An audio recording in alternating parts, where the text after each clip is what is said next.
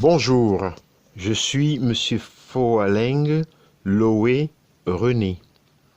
Aujourd'hui, dans le cadre de la continuité du cours d'économie sur les physiocrates, nous allons voir John Law.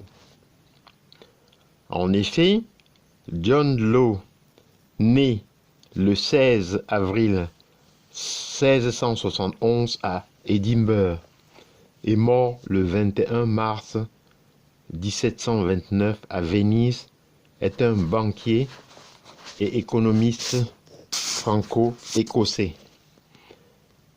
Inventeur d'un système financier appelé par la suite le système de Law, il devient en 1720 contrôleur général des finances du royaume de France, auquel il tente d'imprimer un changement de paradigme financier par l'adoption du billet de banque et la mise en place d'un système boursier opposé aux théories bullionistes. Sa vision économique est fondée sur l'idée que la monnaie n'est rien de plus qu'un moyen d'échange et ne constitue donc pas une richesse en elle-même. Précurseur de l'école classique, il considère que la richesse nationale dépend avant tout du commerce. Son système est, en France, pionnier dans l'utilisation du papier monnaie, en lieu et place des espèces métalliques et des factures. C'est également sous son ministère que le royaume connaît sa première expérience financière centrale dans l'histoire des bourses de valeur pour avoir réalisé les premières grandes émissions de titres. Il est le fondateur de la Compagnie des Indes, issue de la fusion de diverses compagnies coloniales françaises, dont la Compagnie du Mississippi. Bibliographie, famille et tutelature. Il naît en Écosse, cinquième enfant de Jeanne Campbell et de William Law de Bruton, du clan Law de Lowbridge, fondateur de la famille Law de Lauriston. Baronnet de Lauriston et propriétaire du château de Lauriston.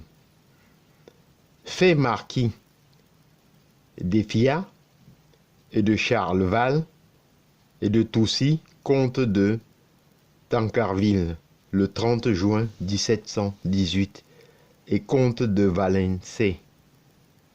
Il possède, à partir de son arrivée en France, puis de son accession au poste de contrôleur général des finances, les châteaux de Roissy en France, de Domfront, de Confreville-d'Ormer, de Guatmante, de Gerponville, de son mariage avec Catherine Nolly, petite-fille de William Nolly, premier comte de Bamboury, né un fils sans postérité, Jean Cornette, du prince d'Orange-Nassau, mort de la variole en 1734 à Maastricht, et une fille, Marie-Catherine, mariée à son cousin germain, Lord Conly, vicomte de Wallingford, également sans descendance. Sa parenté ne survit donc que par sa fratrie. Son frère William II, qui émigre également vers la France, épouse Rebecca, des verges de la famille Percy, dont il a 5 enfants, qui forment ainsi la branche française de Lauriston. Andrew, resté en Angleterre, qui se marie à Bethia de Merville, union dont naissent 2 fils, notamment Édouard Law, baron de à Lamberbrook et membre du Conseil du roi, d'où descendent les comtes d'Ellenborough, les comtes Cotterham, les vicomtes d'Oxford et de Markgill.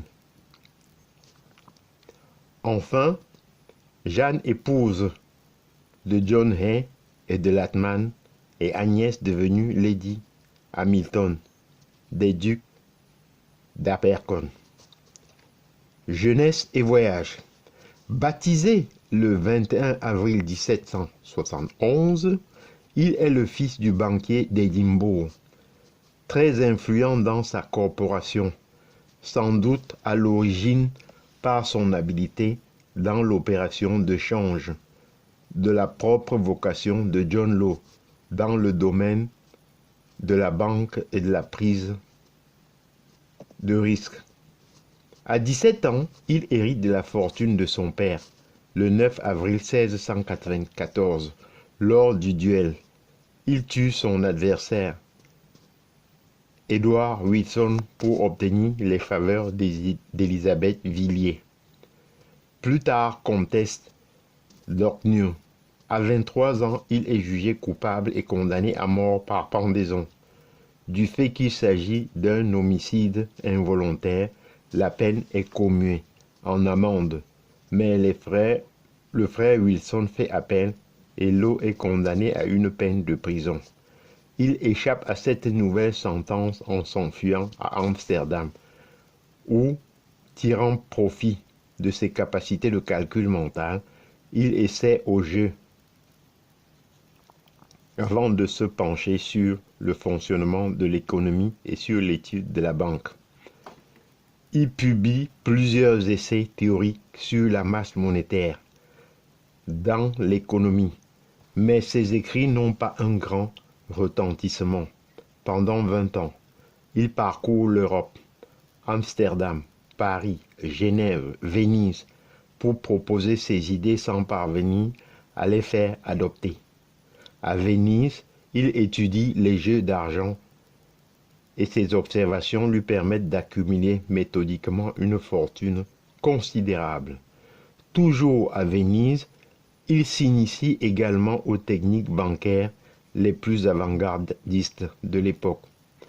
Il observe notamment que les négociants vénitiens se séparent sans difficulté de leur monnaie d'or et d'argent en échange de leurs équivalents papier, afin de faciliter leurs affaires et d'ainsi accroître leurs profits. Il mûrit alors l'idée de créer une banque dans l'un des nombreux royaumes européens qui en sont alors dépourvus.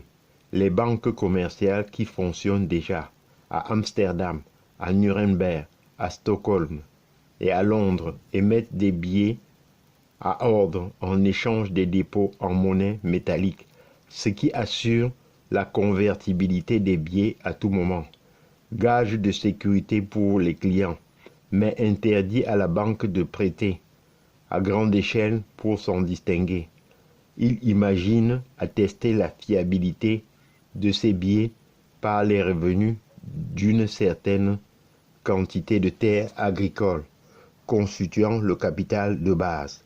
La convertibilité à tout moment contre les espèces métalliques ne serait alors pas garantie, mais les clients auraient l'assurance que la valeur indiquée sur chaque billet émis correspondrait bien à une richesse foncière existante. Cette structure, véritablement novatrice et fondamentale dans l'histoire de la monnaie, en tant que première étape de l'abandon progressif du bimétallisme au profit de la monnaie fiduciaire. Son système, où une nouvelle monnaie indépendante de l'or et de l'argent pourrait les remplacer, correspond alors à un réel besoin des économies européennes de disposer de beaucoup plus de moyens de paiement, plus souples et plus modulables. L'Europe est alors la veille de sa révolution industrielle. Or, du fait de la diminution des arrivages de métaux précieux, notamment en provenance des Amériques, la monnaie se raréfie et les économies s'ankylosent, confirmant les théories mercantilistes, selon lesquelles la prospérité est fonction de la quantité d'or et d'argent en circulation. Un autre avantage de son système était de pouvoir régler l'émission de la nouvelle monnaie en tenant compte des besoins de l'économie et de l'État. Il fait une série de propositions d'abord au roi de Sicile, puis au duc de Savoie, qui sont rejetées, l'incitant à venir en France. Au cours de l'année 1708, il est reçu en audience par le contrôleur général des finances Nicolas Desmarets. Celui-ci avait accueilli un grand projet de banque organisé par John Law, qui en cas d'insuccès avait offert 500 000 francs pour les pauvres. Mais lui, 14, n'avait pas voulu entendre seulement parler des plans de cet aventurier huguenot. En 1715, à la mort de Louis XIV,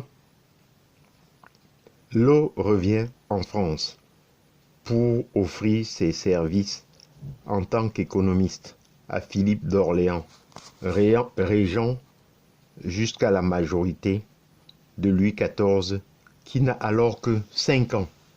La situation financière du pays est alors extrêmement préoccupante.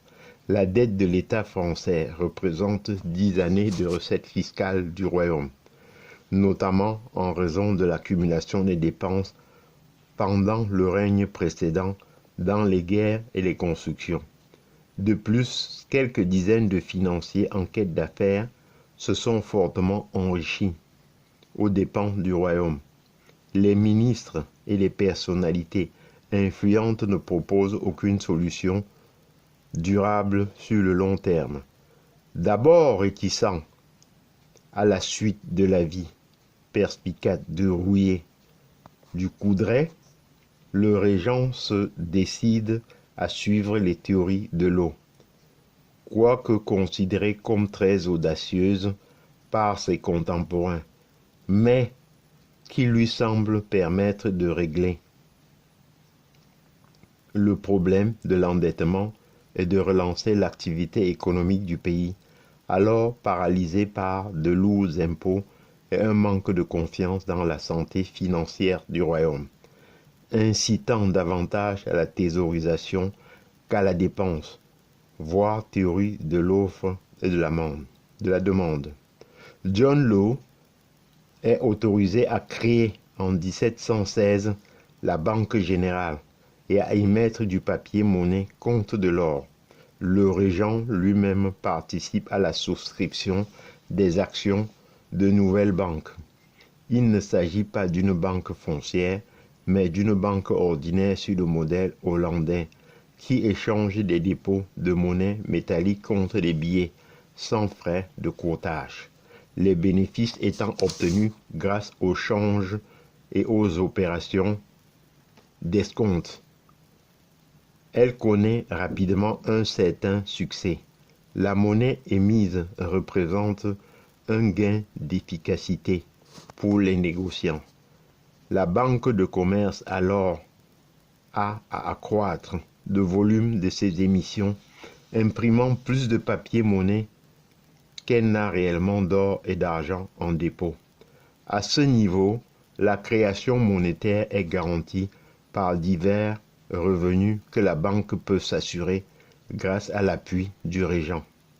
En 1717, pour se lancer lui-même dans le grand commerce avec l'outre-mer, John Law crée la Compagnie d'Occident après avoir acheté la Compagnie du Mississippi, fondée en 1713 par le financier Antoine Crozat et responsable de la mise en valeur du considérable territoire de Louisiane française, alors perçu comme un symbole des opportunités du Nouveau Monde. Une vaste opération de propagande en faveur de la colonisation est lancée. John Law fait valoir auprès du grand public qu'il a lui-même investi dans un immense domaine en Louisiane, par pur besoin de confiance, n'ayant en réalité pas de véritable intention de développer ces terres lointaines. En 1718, la Banque générale devient la Banque royale, garantie par le roi. Law achète cette année-là l'hôtel Langlais, 46-50 rue Neuve des Petits Champs, qu'il échange en 1720 contre l'hôtel Tubeuf, situé au numéro 8 de la rue et qui appartenait au duc de Mazarin. En 1719, la Compagnie d'Occident absorbe d'autres compagnies coloniales françaises, dont la Compagnie du Sénégal, la Compagnie de Chine, la Compagnie française des Indes orientales et devient la Compagnie perpétuelle des Indes. La nouvelle compagnie dispose d'une souveraineté de fait sur le port de l'Orient, qui connaît alors une activité commerciale sans précédent. Cette même année, la compagnie négocie pour le compte du royaume les nombreuses rentes dont il était redevable et qu'elle obtient à des taux rabaissés. Elle offre au royaume de lui prêter les 1200 millions de livres nécessaires à cette vaste opération de rachat contre une annuité de 3% du total et dont les règlements se font en billets de banque. Les nouvelles souscriptions sont supérieures à leur équivalent en monnaie métallique, engendrant un début d'inflation caché par l'appréciation des billets papier, dont celles les plus importants possesseurs commerce à douter.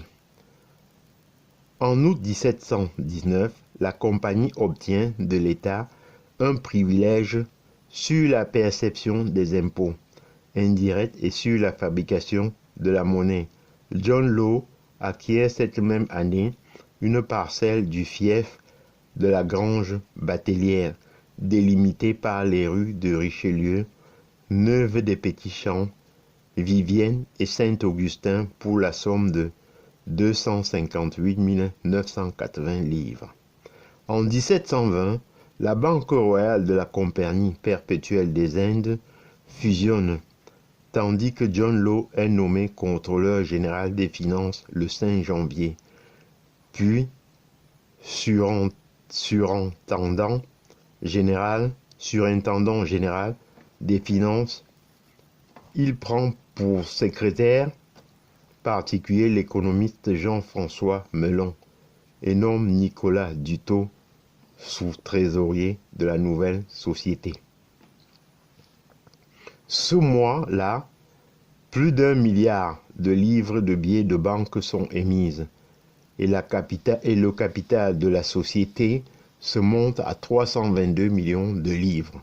La fin du système Law s'annonce cependant, tandis que les ennemis de John Law, notamment le duc de Bourbon et le prince de Conti, poussent à une spéculation à la hausse dans le but de faire s'effondrer le système. Le prix de l'action de la compagnie, multiplié par 40, passe alors de 500 à 20 000 livres, à la suite de quoi certains de ces importants possesseurs de billets commencent à demander à réaliser leur avoir en pièces d'or et en argent, causant immédiatement l'effondrement de la confiance dans le système.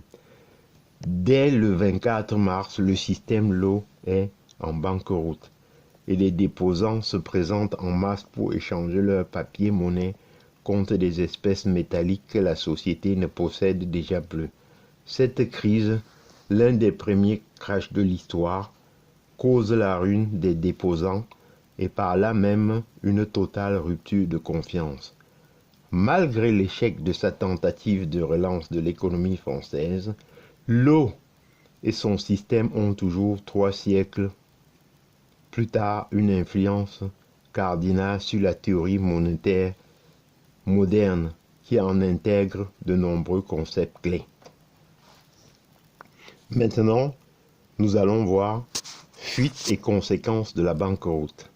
En décembre 1720, John Law, ruiné, est obligé de fuir le royaume sous la protection officieuse du régent.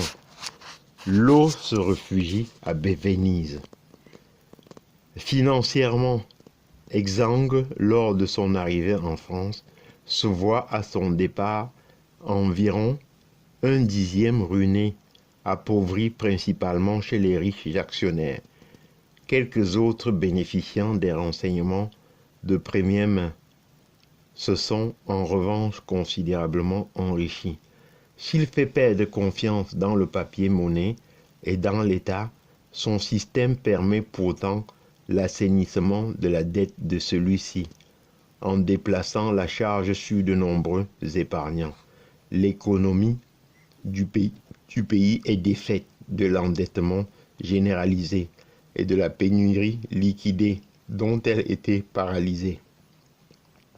Les agents économiques sont en effet libérés de l'endettement chronique et l'inflation allège à minima les dettes privées de moitié. Les principales victimes de la banqueroute sont en réalité les rentiers, hors immobilier, mais à contrario, la remise en mouvement de l'économie voit la situation générale des sujets de plus en plus basses conditions s'améliorer. Passons maintenant aux dernières années. À la mort du régent en décembre 1723, John Law perd son principal protecteur. Il est interdit de séjour en France.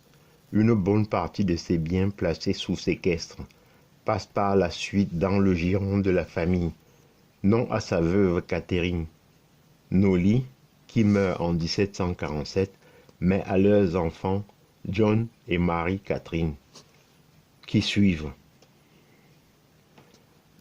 John Law, dans son exil d'abord à Utrecht puis à Bruxelles, et hérite à sa mort d'une importante rente dont il vive après 1729. Entre-temps, John Law obtient un poste d'appoint auprès du Premier ministre britannique Robert Walpole, qui l'envoie en mission officieuse en Bavière, où il tente sans succès de s'établir à la cour du duc Maximilien Emmanuel. En 1726, il arrive à Venise, où, vivant d'expédies et de jeux, il rencontre Montesquieu en 1728, avec lequel il aurait eu plusieurs entretiens. Peu après le carnaval, John Law meurt d'une pneumonie. Le 21 mars 1729, il est inhumé dans la basilique Saint-Marc, avant d'être déplacé par son petit-neveu Jacques-Alexandre Law de Lauriston, marquis de Lauriston et maréchal de France, qui le fait épouser dans l'église Saint-Moïse, où une plaque existe encore aujourd'hui dans l'allée centrale. Maintenant, nous allons voir les œuvres. Postériorité. Dans Lettres persanes, Montesquieu fait la satire de John Law et de son système de lettres. D'ailleurs, ce roi est un grand magicien. Il exerce son empire sur l'esprit même de ses sujets. Il les fait penser comme il veut. S'il n'a qu'1 million d'écus dans son trésor et qu'il en ait besoin de 2, il n'a qu'à leur persuader qu'1 écu en vaut 2, et il les croit. S'il en a S'il a une guerre difficile à soutenir et qu'il n'ait point d'argent, il n'a qu'à leur mettre dans la tête qu'un morceau de papier est de l'argent et ils en sont aussitôt convaincus. Et surtout, à la lettre, où l'eau est représentée allégoriquement dans un conte mythologique sous les traits du Fils de Dieu, des vents écoles comme un bonimenteur avide et sans scrupules. Voulez-vous être riche? Imaginez-vous que je suis beaucoup et que vous l'êtes beaucoup aussi. Mettez-vous tous les matins dans l'esprit que votre fortune a doublé pendant la nuit. Levez-vous ensuite et vous avez des créanciers. Allez les payer de ce que vous aurez imaginé et dites-leur d'imaginer à leur tour. Je sais que vous avez des pierres précieuses au nom de Jupiter. Défaites-vous-en. Rien ne vous appauvrit comme ces sortes de choses. Défaites-vous-en. Vous dis-je, si vous ne les pouvez pas vous-même, je vous donnerai des hommes d'affaires excellents. Dans le système pièce Antoine Rowe, où le personnage Lo est interprété par Lauren Dutch. Ensuite, dans le voyage de l'impérial roman de Louis Aragon, appartenant au cycle du monde réel, le personnage principal, Pierre Mercadier, est un professeur d'histoire qui tente des années durant d'écrire sa bibliographie. Le titre même de l'œuvre est à lui rattaché. J'en ai terminé et je vous en remercie.